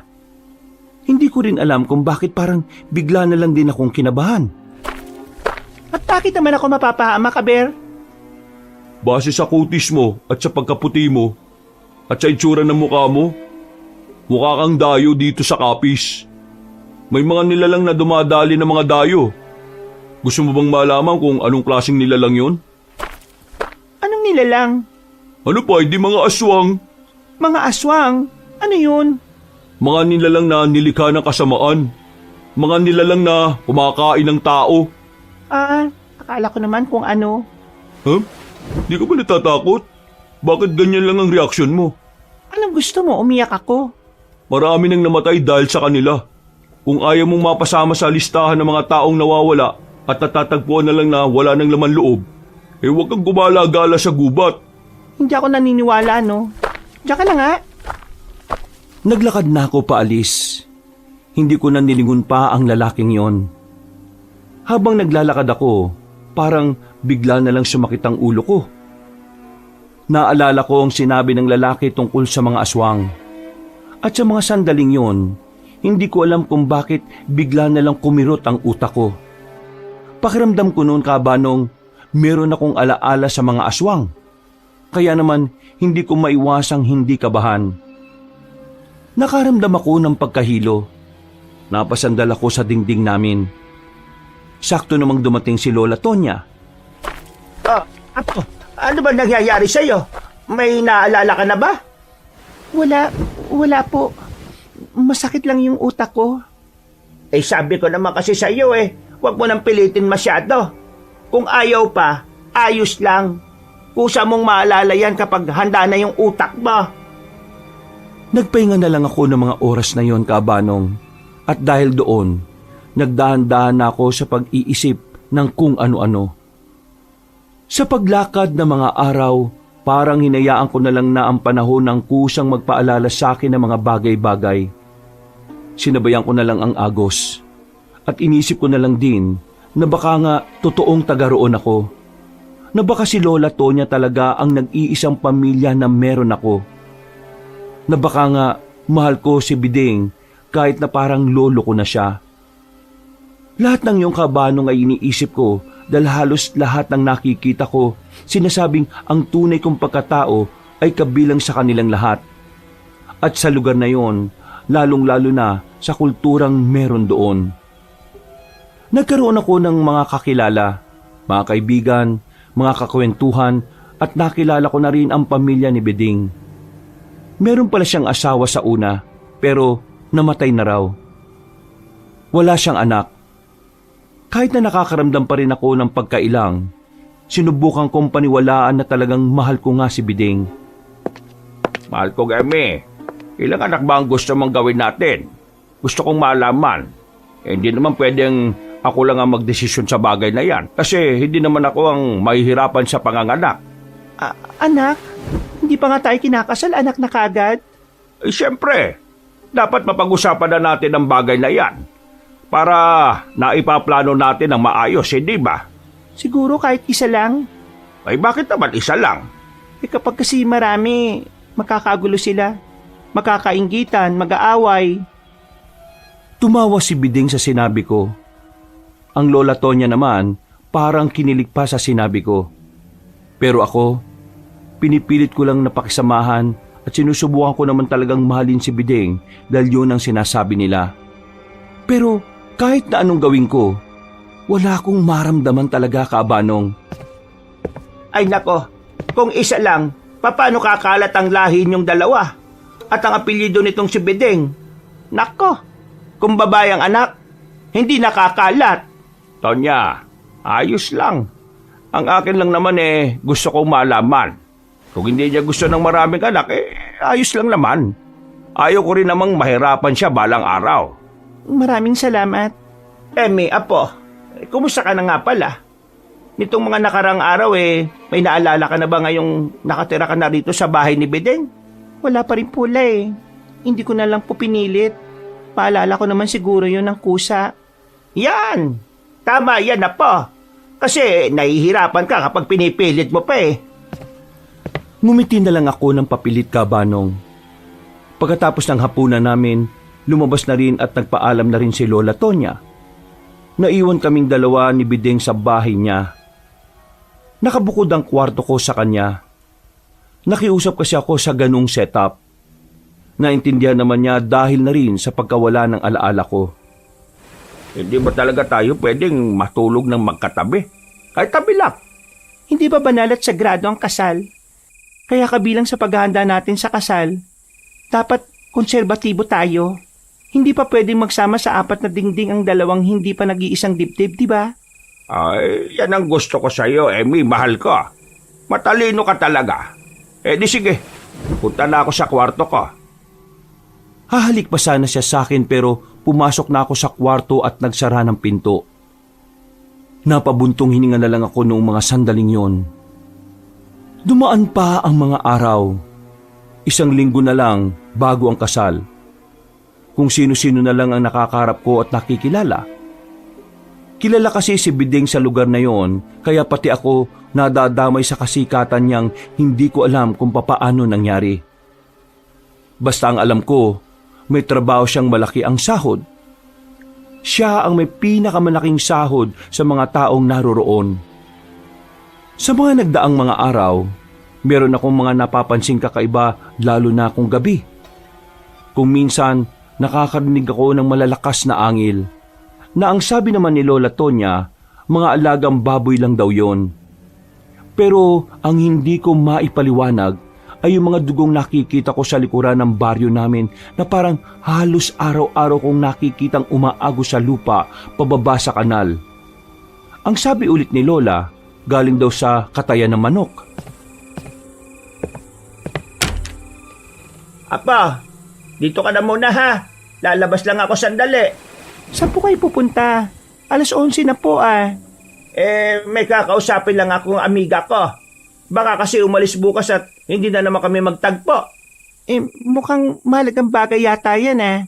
Ay oo, kailangan eh. O sige po, balik na lang po kayo kagad. Mag-ingat po kayo. Nung gabing yon, sa bahay ni Lola Tonya ako tumuloy. Ilang araw na kasing hindi umuwi si Bideng dahil sa trabaho niya raw. Kaya naisipan kong kay Lola Tonya na muna ako. Tutal, wala naman akong kasama. Halos mag-iisang oras na, hindi pa rin nakakabalik si Lola Tonya. Napaisip ako kung ano ang nangyari sa kanya. Kaya nagdesisyon na akong lumabas at puntahan siya. Sa kakalakad at kakahanap ko kung saan ang bahay ng amiga niya, nakarating na ako sa bahay ni Bideng. Aalis na sana ako na makarinig ako ng malakas na boses. At ang boses na yon ay nagmumula mismo kay Lola Tonya. Bakit hindi pa natin gawin ngayon? Total bilog na ang buwan. Bideng, hindi ko na kayang tiisin ito. Nahihirapan na ako maging mabait sa babaeng yan. Sa katapusan ng pinakamagandang kabilugan ng buwan. Alam kong alam mo naman yan. Tiisin mo na lang kasi. Matatapos na rin naman yung ginagawa mo. Tandaan mo, dito nakasalalay ang buong lahi natin. Kapag hindi ako nagkaanak sa kanya at hindi tayo nakagawa ng bagong uri ng aswang, mawawalan ng saysay ang angkan natin. Mawawalan tayo ng armas laban sa mga manunogis na yon. Ay nako, grabe itong ginagawa mo sa akin, Bideng. Asawa mo ko pero gusto mong ikasal ka sa ibang babae. Sa tao pa. Anong tingin mo sa akin? Hindi nasasaktan? Tapos ako pa yung gumagawa ng paraan para matuloy ang kasal ninyong dalawa? Mahal ko, patawarin mo ko. Pero ito yung nakatakda sa kasulatan. Isang babaeng berhen na tao ang magsasalba sa ating lahi.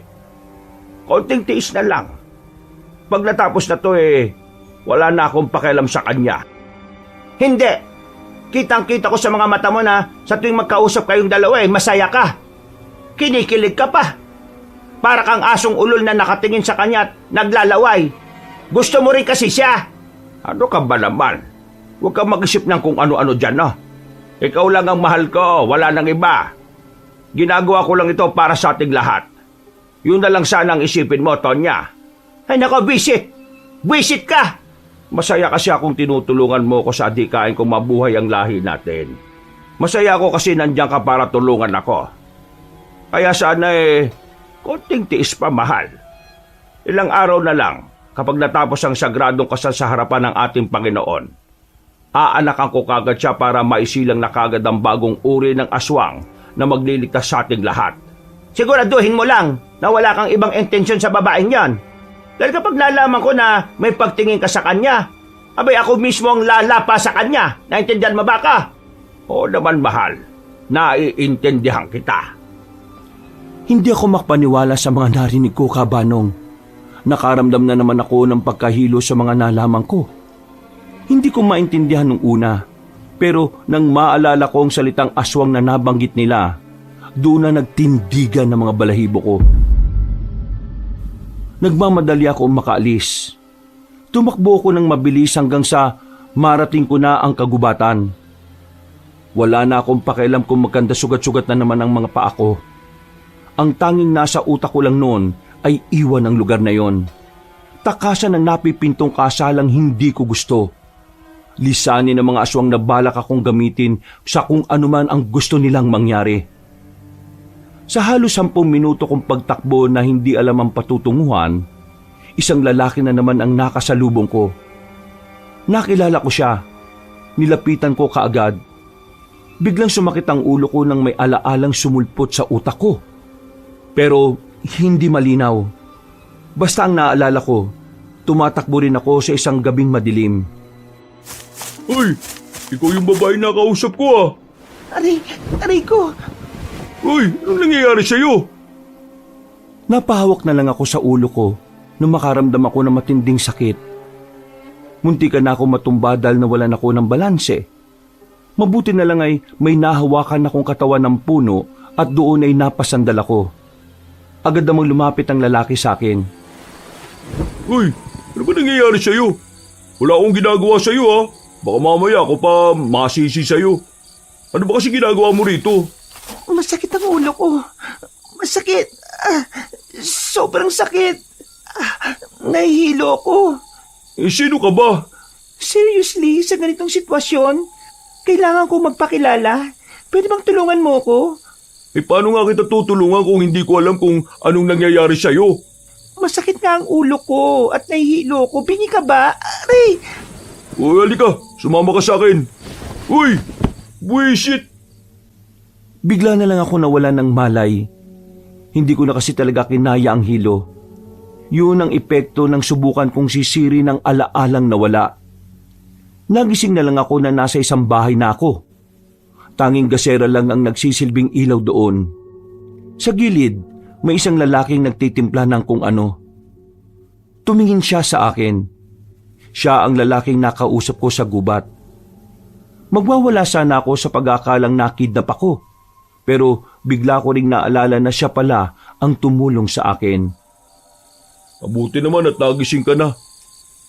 Sobrang sarap ng tulog mo. Akala mo bahay mo to eh. O ano, kumusta na pakiramdam mo? Maayos na rin ang pakiramdam ko. Hindi na masakit ang ulo ko at hindi na rin nahihilo. Aba malamang. Pinainom kita ng gamot para mawala yung sakit ng ulo mo eh. Saan tayo? Nandito tayo sa pansamantala kong bahay. Dito ako madalas kapag gusto kong manatili sa gubat. Huwag kang mag-alala. Ligtas ka naman dito. Ikaw, ano ka ba talaga? Hindi ka ba aswang? Ako? Aswang? Ungas. Hindi ako aswang no. Isa akong manunugis. Ang manunugis, pumapatay ng aswang. Manunugis? Ibig sabihin, matutulungan mo ko? Bakit? Ano bang ginawa sa'yo ng mga aswang?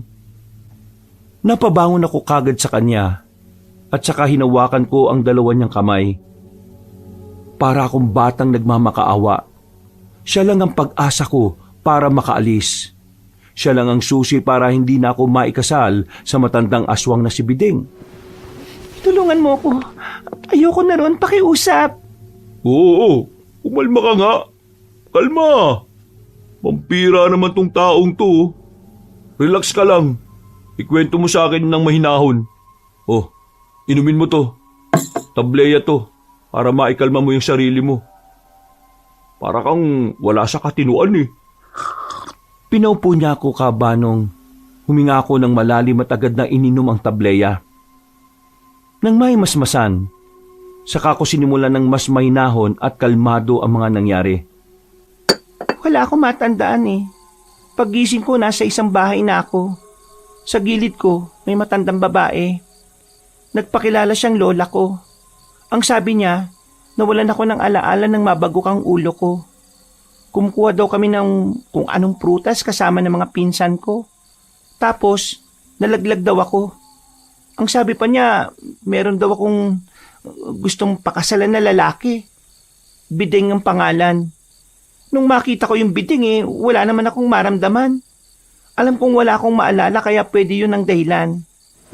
Pero di ba, kahit hindi mo maalala yung isang tao, hindi naman makakalimot ang puso.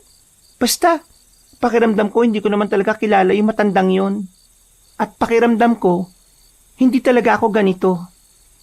Hindi ako ganito magsalita. Hindi ako ganito kumilos.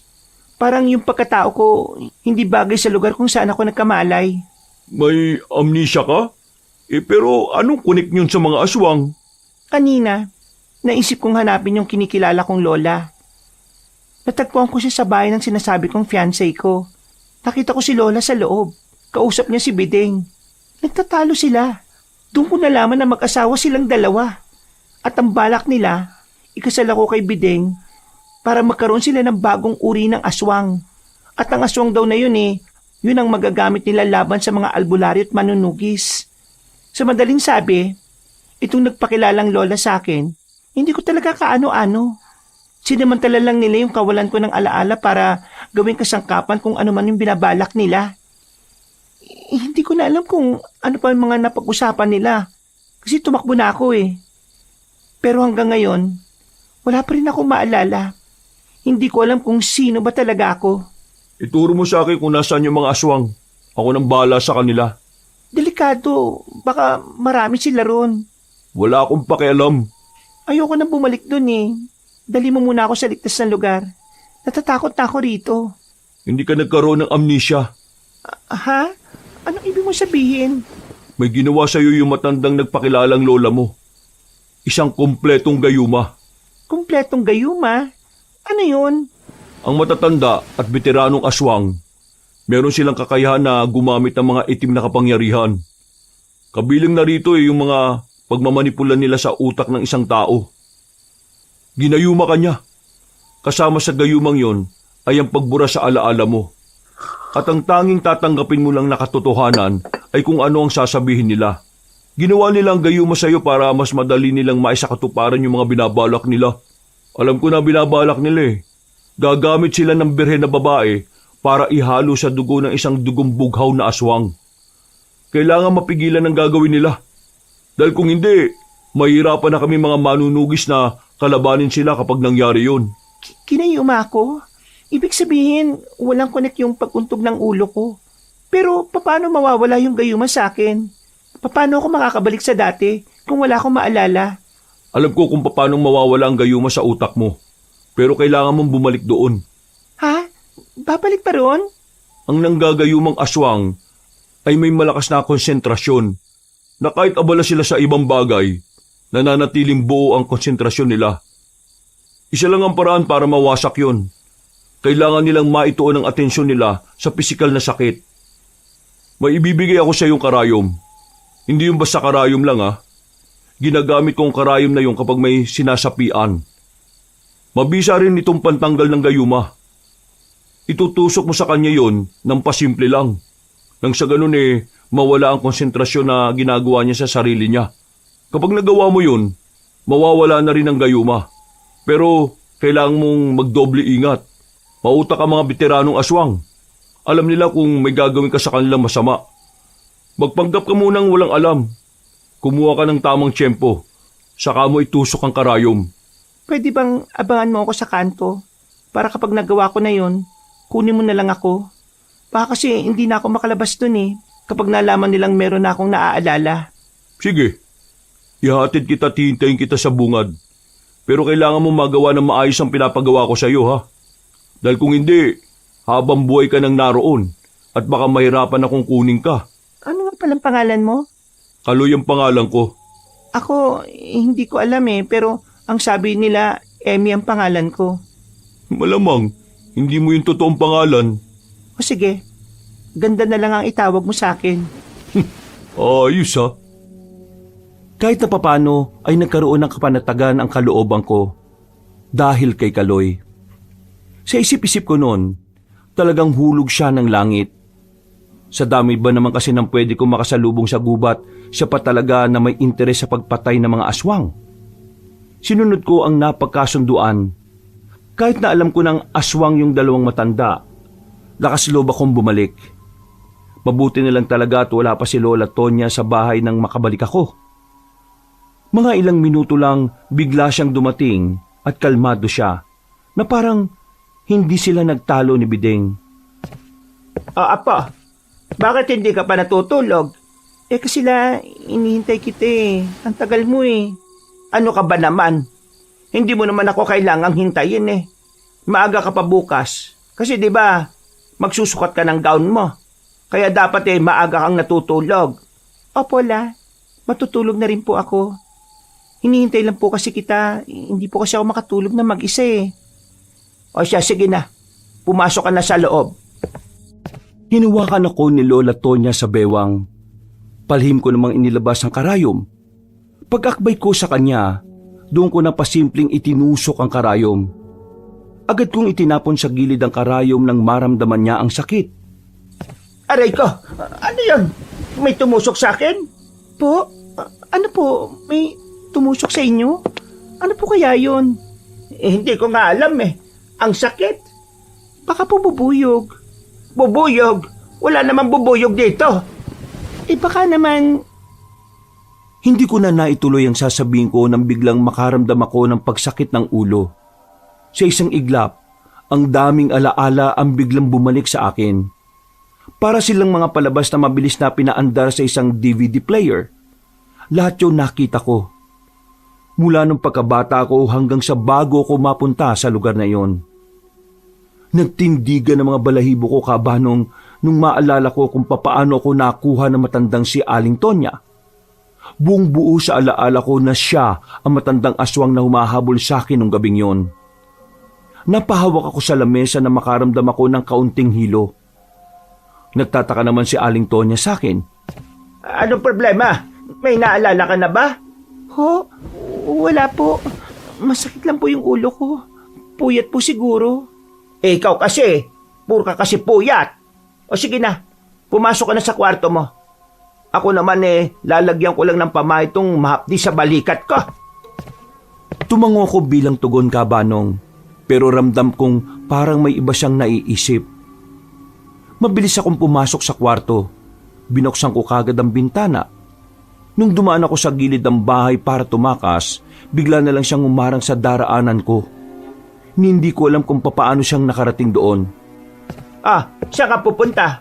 Diyan lang po. Bumalik na ang alaala mo na. Ho?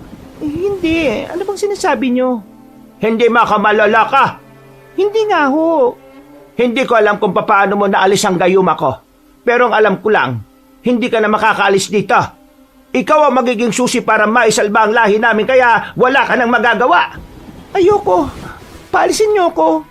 This is not the place na kinamulatan ko. At kayo mga narito, mga demonyo kayo. Evil! Kahit anong sabihin mo, wala ka nang magagawa. Lalapitan na sana niya ako nang biglang dumating si Kaloy. Tinaga niya ang Aling Tonya. Nakailag ang matanda kaya daplis lang ang tinamo nito. Pero naging sapat na yon para agad kaming makatakbo. Hinawakan niya ako sa kamay at halos kaladkarinan niya ako. Abisi yun sa mga kasama nila. Bilisan mo. Kailangan natin makalis. Lahat ng narito, aswang! Paano mo nalaman? Akala ko yung dalawang matanda lang. Mamaya ka na magtanong. Bilisan mo tumakbo. Kakalat ka rin kita ng balalay. Naalarma ang mga aswang ng mga sandaling yon kabanong. Pero nakalabas na rin kami ng lugar nila. Nang nasa kagubatan na kami, meron kaming nakasalubong na grupo ng mga aswang. Sa gilid ka lang. Akong bala. Kinuha na niyang itak niya sa tagiliran. Pinagtatataga niya ang mga aswang. Agad din naman niyang napatumba ang mga yon. Pero nasugatan siya sa braso at balikat. Parang wala lang yun sa kanya. Nagpatuloy kami sa pagtakbo. Pero kahit na anong gawin namin, nasusundan pa rin kami ng nasusundan. At sa paulit-ulit na pakikipaglaban ni Kaloy sa mga aswang, parami na rin ng parami ang mga sugat niya sa katawan. Nararamdaman ko nang nahihirapan siya. Habang ako, walang magawa. Isang malaking pabigat. Hanggang sa mapalibutan na naman kami ng mga aswang. Nasa tuyong palayang kami ng mga oras na yon. Malapit na sana kami sa kalsada pero wala na kaming chance na makaalis pa dahil nakapalibot na sila sa amin. Anong akala nyo? Matatakasan nyo kami? Nahihibang na ba kayo? Ikaw lalaki ka. Isa ka bang manunugis at bakit ang lakas ng loob mong makialam? Wala kang pakialam kung nakikialam ako. Hindi ko hayaan na manalo kayo sa binabalak nyo. At kahit ikamatay ko to ngayon, Sinusumpa kong mamamatay na rin ang lahi ninyo. Ha! Ang kapal ng mukha mong sabihin yan. Tingin mo makakapayag akong hindi maisakatuparan ng mga pangarap namin? Ito na ang tamang pagkakataon doon, iha. At ngayon, wala na kayo magagawa. May kakasala sa akin ng babaeng yan. At makakagawa na rin kami ng anak. Isang bagong uri ng aswang. Kalahating aswang na dugong berde at kalahating tao. Ang pangit ng mukha mo. Hindi ako papayag na maikasal sa'yo. Mas pipiliin ko na lang na magpakasal sa sarili ko kaysa ganyang mukha ang makasama ko habang buhay. Kadiri ka, no? Ang tanda mo na. Mas matanda ka pa yata sa tatay ko eh. Ay wala akong pakialam. Ang malaga sa akin ay ang lahi namin. Ang kasama, patayin yung manunugis na yan at kunin ang babaeng yan para maibalik sa baryo. Dudumugin na sana nila kami nang makarinig naman kami ng malalakas na putok. Agad akong pinadapa ni Kaloy. Pagtingin namin, maraming mga armadong lalaki ang bigla na lang dumating. Yung mga aswang naman, nang isay-isay habang sinasalo ang mga bala. Tumakbo ang matandang lalaki na si Bideng at si Aling Tonya naman nakabulagta na. Maraming nasalong bala. Halos man lambot ako sa tuwa nang makita kong naroon din si Papa. Kasama niya ang mga kamag-anak ni Anton. Natagpuan nila ako dahil sa cellphone kong itinatago ni Aling Tonya. Nagawa nila akong ipatrace. Bagay na talagang pinagpasalamat ko. Anak, ayos ka lang ba? Anong nangyari sa'yo? Pa, sorry. Ayoko na rito. Ayoko pa mamatay. Sorry talaga. Don't say that. Nandito na ako. Hindi ko hayaan na mawala ka sa akin, okay? Ligtas ka na. At yung mga aswang na yon, papatayin namin yon para sa'yo. Eva, napilitan na akong sabihin kay Sir Ramil na nasa amin ka eh. At tungkol sa pagkawala mo. Hindi ka na kasi namin mahanap eh. Mabuti na lang na-trace nila yung cellphone mo at nalaman namin ang location mo. Maraming salamat. Sobrang thank you talaga. Akala ko hindi na ako makakabalik eh. Sino naman ang lalaking yan? Siya ang nagligtas sa akin pa. Isa siyang manunugis. Pinapatay niya ang mga ugly monster na yon. Maraming salamat sa iyo, iho. Wala pong anuman. Pero kailangan po natin silang habulin. Buhay pa po sila eh. Kung hindi po natin sila mauubos, babalik at babalikan nila yung anak ninyo. Sir Ramil, kami na po ng mga kamag-anak kong bahala rito. Umuwi na lang po kayo sa amin. Elias, samahan mo sila pa uwi sa atin ha. Tapi, insan! Hinayaan na namin sila Anton at si Kaloy na umasikaso sa mga aswang. Agad na rin kaming bumiyahe. Pag uwi ko sa bahay nila Anton, nakaabang na agad ang buong pamilya niya. Sobrang nag-aalala sila sa akin dahil halos 1 buwan akong nawala. Inasikaso nila ako. Pakiramdam ko noon, parte talaga ako ng pamilya nila. Anak, I'm so sorry sa nangyaring ito sa iyo. It's my fault. Kung hindi sana kita pinilit na pumunta sa Amerika maybe hindi ito nangyari. Sorry. I'm really sorry, Eva.